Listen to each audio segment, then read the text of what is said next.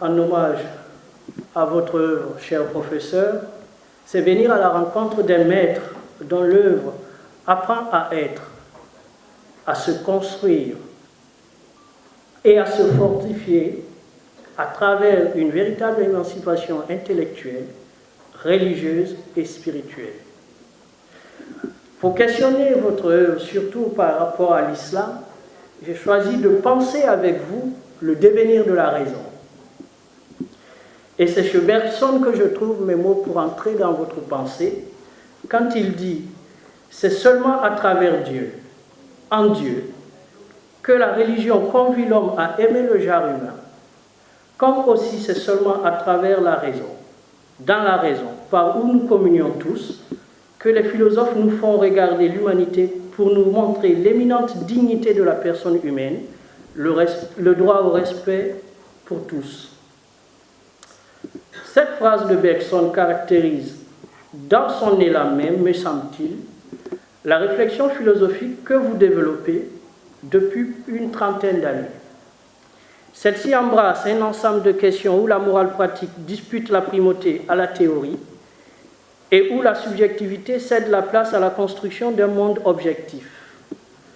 Le rapport que vous nouez avec la religion, et plus spécifiquement avec l'islam, s'exprime par cette exigence fondamentale de l'activité philosophique, poser des questions, comprendre les jeux et les enjeux qui se construisent au nom de la religion, interroger les modes de réception du discours religieux ainsi que les perceptions et les représentations qui en découlent.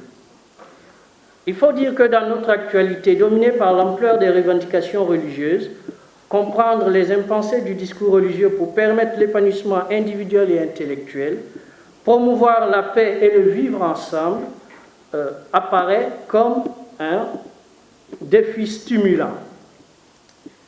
Et il faut encore dire que vous vous êtes illustré dans ce domaine en décryptant les pièges de la pensée religieuse, ses nuances théologiques, ses contours métaphysiques et ses limites téléologiques. Vous retrouvez la finalité de l'islam par-delà les déchirures qu'il affecte, au-dedans même de sa tradition originelle, l'existence d'un Dieu transcendant et bon, qui invite à l'usage de la raison comme fondement de toute adoration adéquate. Que dit le Coran sur la raison? Dans quelle perspective le recours à la raison est-il un retour à l'enseignement coranique? Comment caractériser le statut de la raison en islam et quelle relation ce statut entretient-il avec le temps, le développement de la connaissance et le pluralisme? Comment expliquer l'abandon de la rationalité exprimée dans le Coran, dans le discours théologique? Comment concevoir enfin la question de l'éducation dans les sociétés musulmanes? Ces questions se résument dans une interrogation centrale. Comment donc, et en quoi la rationalité critique est-elle le critérium décisif pour penser l'islam avec vous? À cette question fait écho le motif même du philosopher en islam, tel que vous le dites. Mon travail concerne ce nécessaire retour à la pensée philosophique critique qui est une manière pour le monde de l'islam, selon moi, de renouer avec son propre principe de mouvement qui s'est quelque peu pétrifié à partir du XIIIe siècle. Fin de citation. Ainsi, trois moments structurent ce texte. Le premier, il s'agira d'analyser effectivement les droits de la raison dans le Coran. Le deuxième s'articulera sur la rationalité dans les enseignements prophétiques. Et le troisième sur la nécessaire réforme de l'éducation en islam, réforme qui est déjà présentée par Djibril avec beaucoup de pertinence et d'éloquence. Et je ne pense pas faire mieux, et c'est une partie que je n'aborderai pas pour aller plus vite. Premier moment consacré au droit de la raison en islam. Ce moment essaie de répondre à trois questions. Que dit le Coran à propos de la raison? De quelle manière sont traités les versets coraniques? Et quelle est la méthode que vous proposez aujourd'hui en déconstruisant les autres pour nous permettre d'avoir un accès au sens et à la quintessence même du texte coranique. Vous reconnaissez d'emblée que le philosophie en islam est la volonté, et je vous cite, de parler précisément des textes et des récits donnés dans la tradition selon la raison, c'est-à-dire sans qu'il s'agisse jamais de les soustraire aux exigences d'intelligibilité et de communicabilité qui organisent le dialogue philosophique. Cette volonté elle-même repose sur la conviction qu'il existe une sagesse humaine qui a brillé au plus haut point en l'absence de toute révélation du Dieu d'Abraham, et que cette sagesse doit aider à construire philosophiquement la vérité des significations religieuses. Fin de citation. Le rapport d'antériorité et de prééminence de la raison sur la révélation que vous présentez s'inscrit dans une longue tradition philosophique et montre effectivement que la raison est capable de s'élever par l'activité réflexive jusqu'au bien et jusqu'à l'idée de Dieu. Il faut reconnaître en effet que le Coran ne déroge pas à cette conclusion. On trouve plusieurs occurrences renvoyant à l'activité théorétique dans le Coran. Premièrement, le texte coranique fait appel directement à la raison elle-même. Deuxièmement, dans 11 versets, dans 11 sourates, le texte nous oriente et à 18 reprises à utiliser notre intelligence. Troisièmement, le Coran nous invite à réfléchir, et cela dans une trentaine de versets.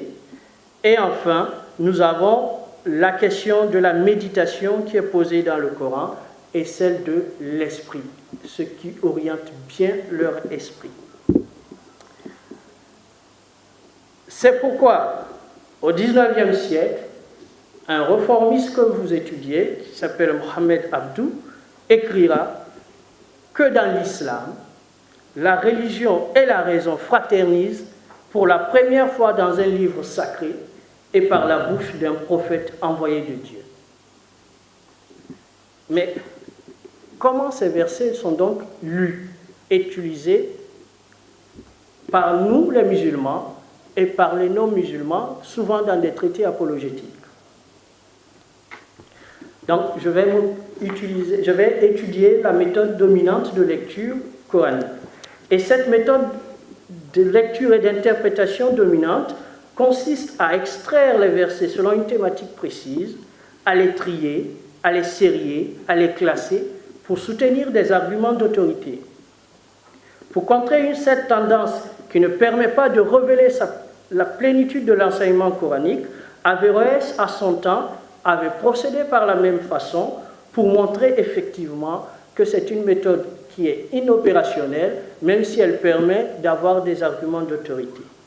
Et Averroès conclura dans le discours décisif, la révélation déclare obligatoire l'examen des états au moins de la raison et la réflexion sur ceci, et que par ailleurs, réfléchir n'est rien d'autre qu'inférer, extraire l'inconnu du connu.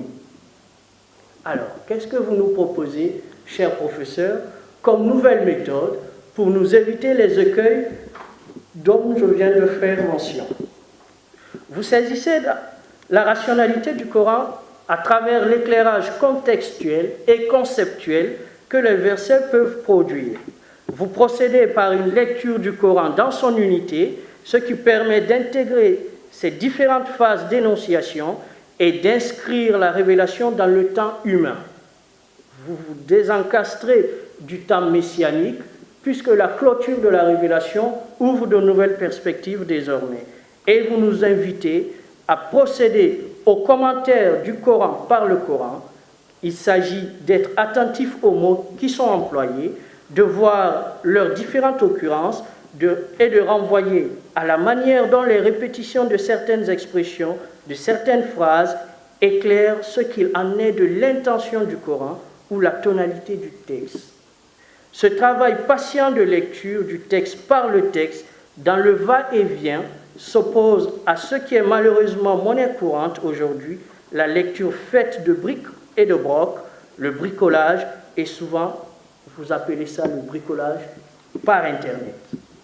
Fin de citation. Vous invitez donc à lire le Coran et à s'approprier, à développer cette activité de réflexion, de questionnement, de compréhension, de passer de l'explicite à l'implicite en s'interdisant de se contenter de ce que vous appelez des certitudes définitives.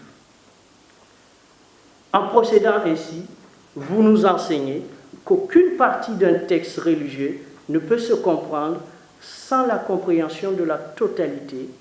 On mettra alors en œuvre une lecture qui va et vient comme navette de Tisserand entre la totalité et de telle et telle foi noire. Fin de citation.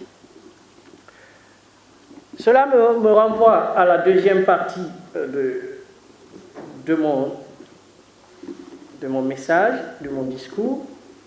Et cette deuxième partie, qui s'inscrit également dans la continuité de votre saisie de l'histoire islamique, parce que également là, on voit une affiliation iqbalienne qui se dégage, puisque Iqbal nous enseigne effectivement dans la reconstruction de la pensée religieuse de l'islam, et nous dit que l'histoire et la nature sont les deux sources de connaissances privilégiées dans le Coran. Et vous nous dites effectivement, allez voir dans l'histoire de l'islam les enseignements qui peuvent nous permettre de reconstruire aujourd'hui l'humanité à travers un discours apaisé, un discours de raison. Il faut dire également à ce niveau que le rapport du prophète à la raison a été très peu exploré dans la littérature théologique islamique elle-même d'abord, et encore dans les bibliographies apologétiques qui lui ont été consacrées. Le plus souvent,